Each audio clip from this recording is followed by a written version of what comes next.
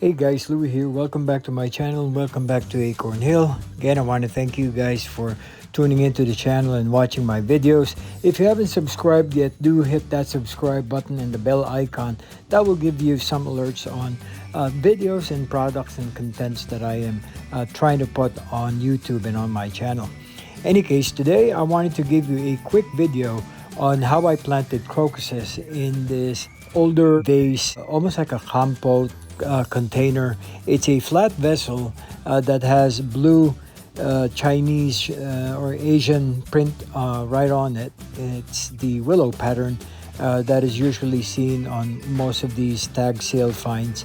I got this recently at a Goodwill, a local Goodwill, and I figured, you know what, I'll drill a hole in it and we'll put lots of perlite and compost that is well draining, where we will put all the bulbs. It's pretty straightforward. I wanted to show you how easy it can be for you to have your spring blossoms of any kind, any bulbs that you can have, and stick them in a vessel so that you can place them inside and indoors. All right, so like I said, this is fairly straightforward, and what we have here is the vessel, perlite, or any well-draining compost, the bulbs, and all we have to do is place the perlite right on the bottom. That's the first layer that I used. Spring bulbs, particularly crocuses, they sometimes do not like to be waterlogged, and the more drainage we have for any of these types of bulbs, the better, because we don't want them to rot.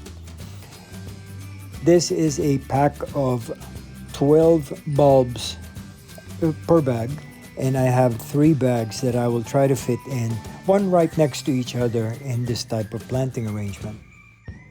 As far as the crocuses are concerned, these are what's called pickwick, and as you can see from the picture, the petals of these crocuses have a striated or variegated white and purple to slightly lilac in color, which I think contrasting with the white and blue of the chinoiserie vessel that we will use, I think it would be a striking feature, and color combination wise, we will have a good show with this type of planting. Alrighty, moving right along, what we have here again is the planting pot. I have the perlite. This is just pure perlite in the bottom of the pot. I'm opening all these packages, and what I'll show you is crocuses are small bulbs. They're fairly dense, and they have a very interesting papery coating to it because it's fairly fibrous.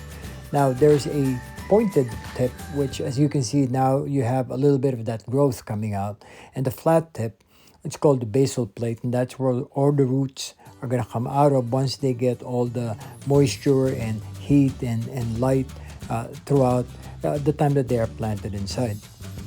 Again, it's fairly simple. All I'm doing here is arranging and placing the bulbs, not too much touching each other, but we want to put them around a concentric arrangement, along the perimeter, then another circle right side of it, more and more toward the inside the planting pot.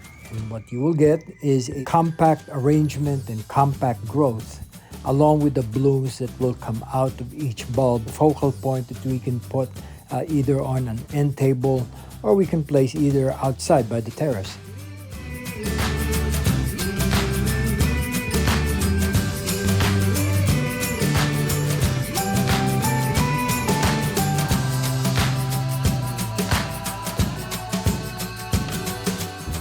Once I'm happy putting in all the bulbs in their appropriate places, the next thing to do is get a mixture of free draining compost with additional perlite. This is compost half and half combination, compost perlite, so that again we can get that growing medium happening within the container, and also good free drainage. Water this, provided with moisture almost every other day, if not every 4 days or so.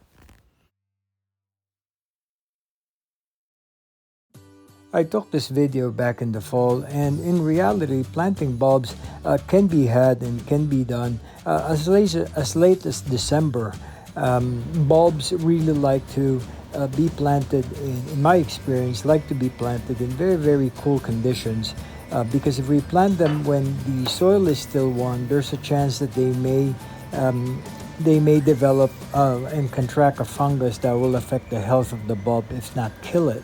So in my experience, I can only show you and tell you what I do when I plant them in containers and I put them out in the landscape. And so far, things have really worked out for me. A few of you may be wondering and may ask me why I didn't use bone meal. Now, for those who are just tuning into the channel, I'm a big proponent of using bone meal when planting bulbs or planting any flowering perennial or shrubs.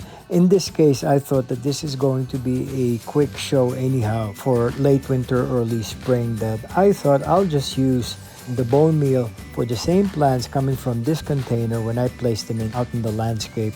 That way we can get some longevity.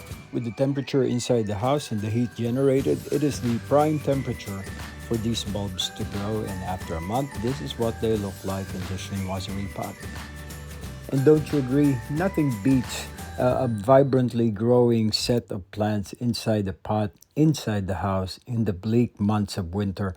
This has always lifted up some of those dull drum moments of winter for us, and I just wanted to show you guys what you can do in a simple planting application like this. You could also grow in pots wheatgrass or catnip or anything green that you know will appreciate the temperature inside the house, and for that to produce either greenery or some small little bulbs.